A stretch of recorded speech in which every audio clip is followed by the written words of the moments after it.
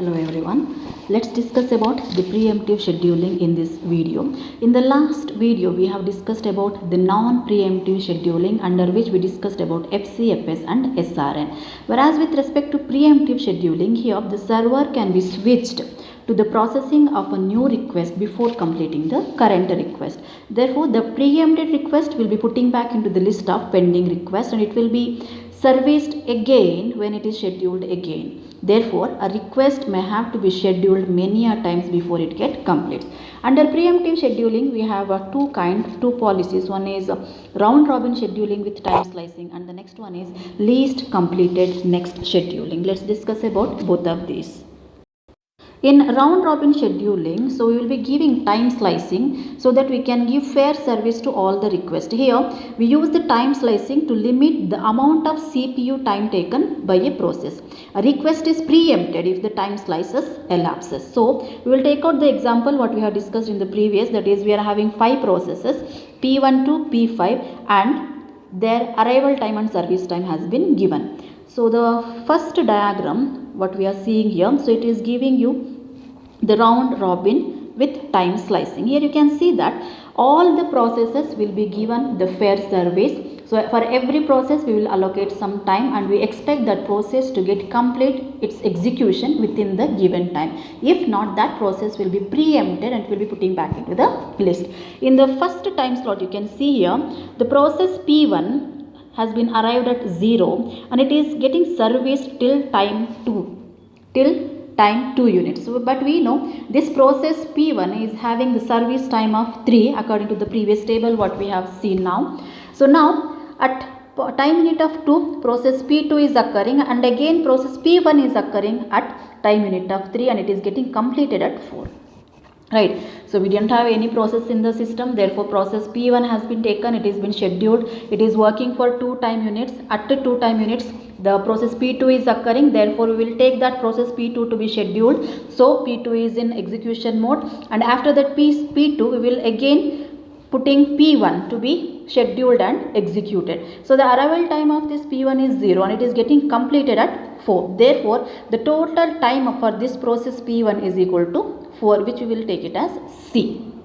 Right. Whereas the turnaround time already we have discussed, that is the time when the job is submitted and it is getting completed, that is also 4, and whereas the weighted turnaround time is nothing but your turnaround time divided by service time, which is equal to 3. Therefore, the turnaround time for this P1 is equal to 1.33.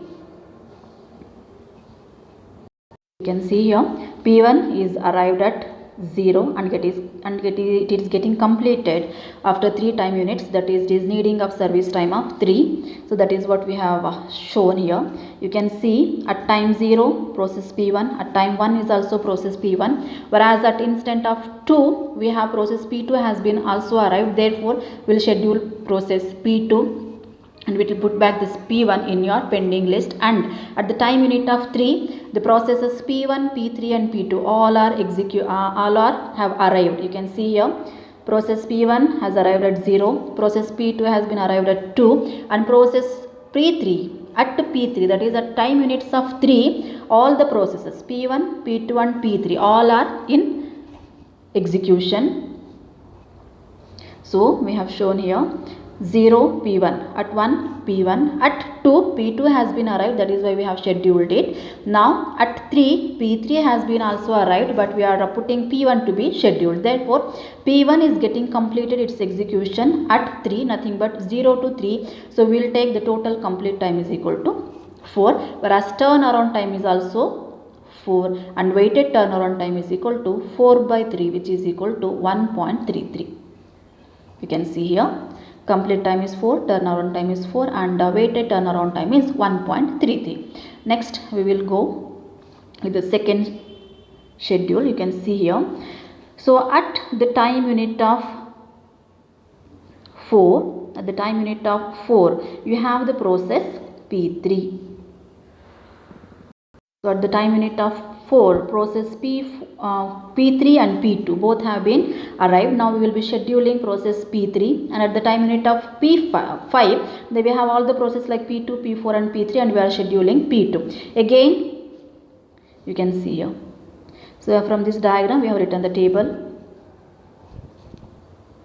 So at the time of 4 we have the processes P3 and P2. We have the processes P3 and P2 and we will be scheduling P3, and at the time unit of 5 we can see that we have the processes P2, P3 and P4. So now this P2, P3, P4 it will be having this execution at time unit of 6, at time unit of 7 also. At the time unit of 8 this P2 is getting completed its execution. It is getting completed its execution. So you can see here at time unit of 8 P2 is getting completed its execution, where it is arrived at the time unit of 2. It is arrived at the time unit of 2. Therefore the total complete time for this P2 is from 0 to 8. 0 to 8, right? 0 to 8. Therefore the complete time is equal to 9. Whereas the turnaround time, that is it is starting at 2 and it is completing at 8. Therefore turnaround time is equal to 7, and weighted turnaround time is equal to 7 by the servicing time, which is equal to 2.33. So you can see here the complete time is 9, turnaround time is 7 and weighted turnaround time is 2.33. Now once this process P1 and process P2 are getting completed, they will be moved out of the CPU so that we can concentrate on the next remaining processes. So next we will schedule. You can see at the time unit of 8 P2 is completed. At the time unit of 9 we have the processes P4 and P5, and P4 is scheduled, and again we have P5 is scheduled. You can see here in the diagram we have P4 scheduled, P5, P4, P5, P4, P5 and P4.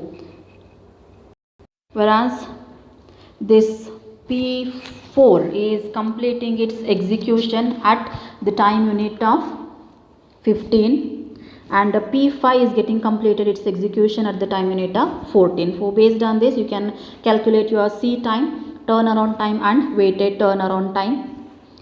For process P3 you can see the process P3 is completing its execution at the time unit of 7, where it has arrived at the time unit of what? At the time unit of 3, I think, right now. Process P3 has arrived at 3 and it is getting completed its execution at 7, right? So then the total time it takes to complete, that is C, it is equal to C is equal to 8, that is 0 to 7. Then the turnaround time TA is equal to the arrival and completion 5, and weighted turnaround time is 5 by 2, that is service time, which is equal to 2.50. Similarly we will calculate for P4 and P5 also. You can see here the total time for P4 is 16, whereas turnaround time is 11 and weighted turnaround time is 11 by your service time. So service time is given as 5, so 11 by 5. Similarly for P5 the total completion time you need is 15, turnaround time is 6 and weighted turnaround time is 2, and these two we have the mean turnaround time and mean weighted turnaround time. So this is about round robin, where all the processes will be given time slices, and if they are exceeding the given time they will be preempted and they will be putting back in the list. So next we will move with least completed next. LCN policy schedules the process that has consumed the least amount of CPU time. Therefore, the nature of a process, whether it is CPU bound or IO bound, and the CPU requirement of a process do not influence its progress in the system. The scheduling information used by the policy consists of a pair which is written as PI:TJ, where PI is a process ID and TI is the CPU time consumed by it. So you can see here we will be given the process with the time consumed, that is TJ. So now for the initial time duration we have both the processes P1, both the time, that is at the 0 time and 1 time we have the process P1 is scheduled. In the next time unit you can have the two processes P1 and P2. Just look at the time consumed by these processes. P1 is consuming 2 time units and P2 is consuming 0. That is, it is using less time unit compared to P1. Therefore, we will schedule P2. In the next time units, we have all the process P1, P2 and P3. Now we can look at the time consumed by each processes. We can see here P1 is using 2, P2 is using 1 and P3 is using 0. Therefore, P3 is having lesser time. Therefore, we will schedule P3. Similarly, we will keep on scheduling by looking at the time they have taken. If all the processes are having the same time, that is, there is a tie between all the processes having the same time consumed, then it will select a process that has not been serviced for a longer period of time. For example, you can see here the process P1, P2 and P4, all the processes are having the same time unit, that is 2, 2, 2. Now in this case, we can say that there is a tie between all these three processes. Therefore, the process which has not been serviced for a long time, that will be scheduled. In this case, we will schedule P1. Like this, whenever there is a tie among the time consumed by the process, then we have to select a process which has not been serviced for a long time. So again, this is the table we have. Looking at your complete time, turnaround time and weighted turnaround time. So the same way what we have calculated in the previous way, we can calculate here. Now let's calculate the C time, TA time and weighted turnaround time for process P1. So now the process P1 has been started its scheduling. It has been scheduled at time 0 and you can see here it is getting completed its execution at the time units of 8. Therefore, the total completion time it will be taking is 9. Turnaround time is equal to 9 and weighted turnaround time will be 9 by 3, which is equal to 3. Right. Similarly, you can take out for P2 also. So the P2 is getting completed its execution at the time units of 11, where it has the total complete time it will be taken as 12. That is, it is starting at 0 and ending at 11. So total complete time is 12, where P2 has been arrived at the time unit of P2 has been arrived at the time unit of 2, right, and it is getting completed at the time units of 11. Arrived at 2 and getting completed at 11. Therefore, how much turnaround time you have?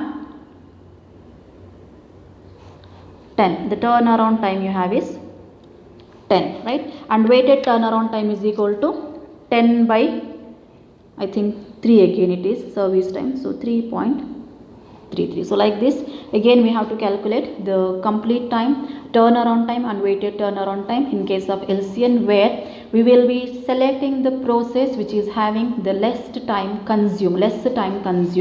So that process will be scheduled. In case of all the processes having the same time, then we have to select the process which has not been scheduled for a long time. So this is the table just now I said. Complete time is 9. Turnaround time is 9 and weighted turnaround time is 3 for P1. This is for P2, P3, P4 and this is for P5.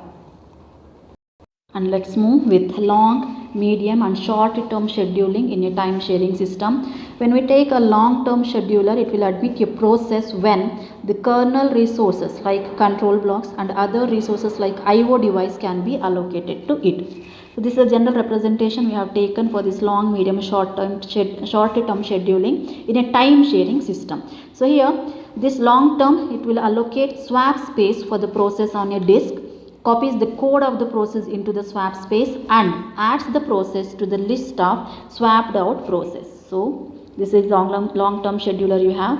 So here you have the process which are arrived and you have the list of process, and this will make you to have the swap space for the process on a disk. It will copy the code of the process into the swap space and adds the process to the list of swapped out process. Whereas this medium term scheduler, it controls the swapping of process and moves the processes between the swapped out, blocked and ready list. Whenever the CPU is free, the short term scheduler selects one process from the ready list for the execution. So dispatching mechanism initiates or resumes execution of the selected processes on the CPU. So this is to have the space for a process on a disk and copying the code of the process. It is done by the long term scheduler. So it will there, whereas the medium term scheduler controls the swapping of process between swapped out, blocked and ready process. The short term scheduler will select a ready list from the ready processes, process which is ready, it will be selected from the ready list and it will be executed. So this is the time sharing system, how it can be implemented by using a long term, medium term and short term scheduler.